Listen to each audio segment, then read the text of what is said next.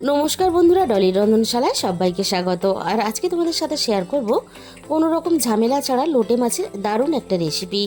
দেখতে যতটা লোভনীয় হয়েছে, খেতে হয় তার থেকে দ্বিগুণ স্বাদের। আর কোনো রকম ঝামেলা ছাড়া খুব সহজেই কিন্তু এই রেসিপিটা তোমরা বানিয়ে নিতে পারবে। এইভাবে রান্না করলে লোটে মাছ যারা খেতে চায় না তারা কিন্তু আঙুল চেটে খাবে। আর ভাজার সময় মাছটা ভেঙে যাওয়ার ভয়ে যারা রান্না করতে চাও না, তারা যদি এইভাবে রান্না করো একটুও কিন্তু লোটে মাছ ভাঙবেও না, একেবারে গোটা গোটা করে তোমরা রান্নাটা করে নিতে পারবে।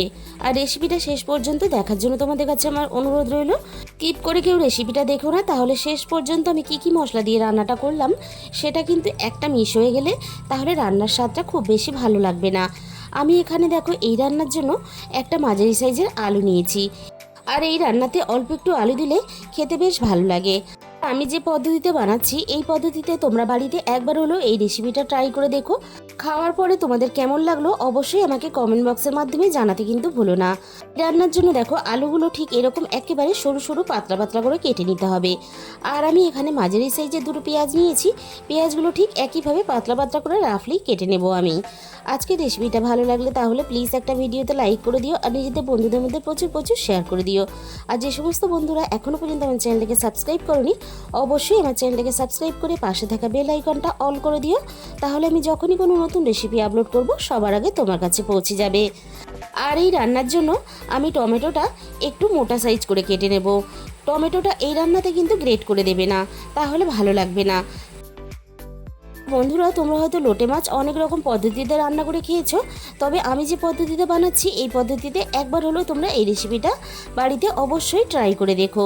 আমি দেখো এই রান্নার জন্য 500 গ্রাম পরিমাণ লোটে মাছ খুব ভালোভাবে কেটে ধুয়ে পরিষ্কার করে জল ঝরিয়ে নিয়েছি।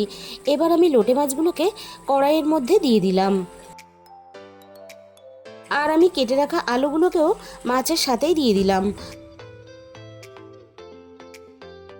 সমস্ত আলুগুলো আমি মাছের সাথে দেওয়ার পরে এবার আমি সমস্ত কেটে রাখা পেঁয়াজগুলো মাছের সাথেই দিয়ে দেব। আর এই রান্নার জন্য আমি বন্ধুরা আবারও বলছি, আলুগুলো বেশ পাতলা পাতলা করে সরু সরু করে কাটতে হবে, তা না হলে কিন্তু আলুগুলো খুব ভালোভাবে সিদ্ধ হবে না। পেঁয়াজের সাথেই আমি এখানে কেটে রাখা টমেটোটা দিয়ে দিলাম, আর সাথে আমি প্রয়োজন মতো আদা রসুন বাটা দিয়ে দিলাম। এবার আমি এখানে স্বাদ মতো লবণটাও দিয়ে দিলাম। আর সাথে এবারে একে একে গুঁড়ো মশলাগুলো দিতে থাকবো। দিয়ে দিলাম আমি এখানে 1 চামচ পরিমাণ হলুদ গুঁড়ো, আর দিয়ে দিলাম আমি এখানে 1 চামচ পরিমাণ ঝাল লঙ্কার গুঁড়ো। এই রান্নাটা আমি একটু ঝাল ঝাল করে করব, কারণ এই রান্নাটা একটু ঝাল ঝাল করে না করলে খেতে ভালো লাগবে না। আর সাথে আমি এখানে 1 চামচ পরিমাণ ধনে গুঁড়ো দিয়ে দিলাম, আর 1/2 চামচ পরিমাণ জিরে গুঁড়ো দিয়ে দিলাম। আর সব শেষে আমি এখানে দিয়ে দিলাম ঝালের জন্য আরও 3টে কাঁচা লঙ্কা। আর রান্নার সুন্দর একটা কালার আসার জন্য দিয়ে দিলাম আমি এখানে 1 চামচ পরিমাণ কাশ্মীরি লঙ্কার গুঁড়ো। আর সাথেই আমি এখানে বেশ কিছুটা ধনে পাতা কুচি দিয়ে দিলাম। আর আমি এই রান্নাতে আলু সিদ্ধ হওয়ার জন্য এক্সট্রা করে কোনো জল ব্যবহার করব না। মাছে থেকে যে পরিমাণ জল বেরোবে সেই জলেই কিন্তু আমি রান্নাটা করে নেব। আর সব শেষে আমি এখানে 4 চামচ পরিমাণ কাঁচা সর্ষের তেল দিয়ে দিলাম। এখন আমি খুব বেশি পরিমাণ তেল ব্যবহার করলাম না, পরে আমি আবারও তেল ব্যবহার করব। আমি এবার সব কিছু খুব ভালোভাবে হাত দিয়ে দেখো খুব সুন্দর করে এইভাবে চটকে চটকে মেখে নিতে হবে। তার কারণ হচ্ছে এই রান্নাটা যেহেতু কষিয়ে রান্না হবে না, তাই কিন্তু হাত দিয়ে খুব ভালোভাবে সমস্ত কিছু একসাথে মশলার সাথে সুন্দর করে মেখে নিতে হবে। হাতের মধ্যে যেটুকু মশলা লেগেছিল সামান্য অল্প পরিমাণ জল দিয়ে সেই মশলাটাকে আমি দিয়ে দিলাম। আর এইভাবে মাখার পরে রেস্টে রাখার প্রয়োজন নেই, সাথে সাথেই রান্নাটা করে নিতে পারবে। আমি দেখো গ্যাস জ্বালিয়ে কড়াইটাকে আমি গ্যাসের মধ্যে বসিয়ে দিয়েছি, আর একেবারে লো ফ্লেমে আমি কিছুক্ষণের জন্য ঢাকা দিয়ে দিলাম। মিনিট 20 পরে আমি কড়াই থেকে ঢাকাটাকে সরিয়ে নিলাম। দেখো মাছে কিন্তু আমি একটুও জল ব্যবহার করিনি, মাছে থেকে যেটুকু জল বেরিয়েছে সেই জলেই কিন্তু আমি পুরোপুরি রান্নাটা করে নিলাম। আর মাছে থেকে কতটা পরিমাণ জল বেরিয়েছে সেটা তোমরা দেখতেই পাচ্ছ। তাই এইভাবে যখন তোমরা রান্না করবে একেবারেই কিন্তু রান্নাতে জল ব্যবহার করবে না। আমি এবার দেখো তোমাদের খুব কাছে থেকে দেখিয়ে দিচ্ছি, একেবারে কিন্তু মাছগুলো ভেঙে যায়নি, বেশ গোটা গোটা আছে। আর দেখতে কতটা লোভনীয় হয়েছে সেটাও কিন্তু তোমরা দেখেই বুঝতে পারছো। এবার আমি এখানে দিয়ে দেব অল্প আরও একটু ধনেপাতা কুচি, আর সাথে আমি এখানে দিয়ে দেব 1 চামচ পরিমাণ গরম মশলার গুঁড়ো। আর আমি এখানে দিয়ে দেব 2 চামচ পরিমাণ কাঁচা সর্ষের তেল।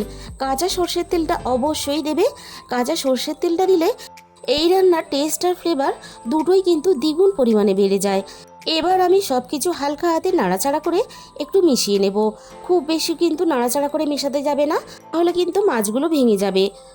আলুগুলোও খুব ভালোভাবে সিদ্ধ হয়ে গেছে, আর রান্নাটাও আমার খুব সহজেই কিন্তু রেডি হয়ে গেল। আর কতটা কম সময়ে কতটা সহজে দারুণ একটা লোটে মাছের রেসিপি তোমরা বানিয়ে নিতে পারবে, সেটা কিন্তু তোমরা দেখেই বুঝে গেছো। গরম গরম ভাত বা রুটির সাথে খাওয়ার জন্য রেডি হয়ে গেল দারুণ স্বাদের আমাদের লোটে মাছের রেসিপি। আর অল্প একটু আলু দিয়ে রান্না করলে তাহলে কিন্তু দুপুর বা রাতের জন্য আর অন্য কোনো রেসিপি তোমাদের বানাতে লাগবে না। আর তোমাদের মূল্যবান সময় দিয়ে রেসিপিটা শেষ পর্যন্ত দেখার জন্য তোমাদের সবাইকে অসংখ্য ধন্যবাদ।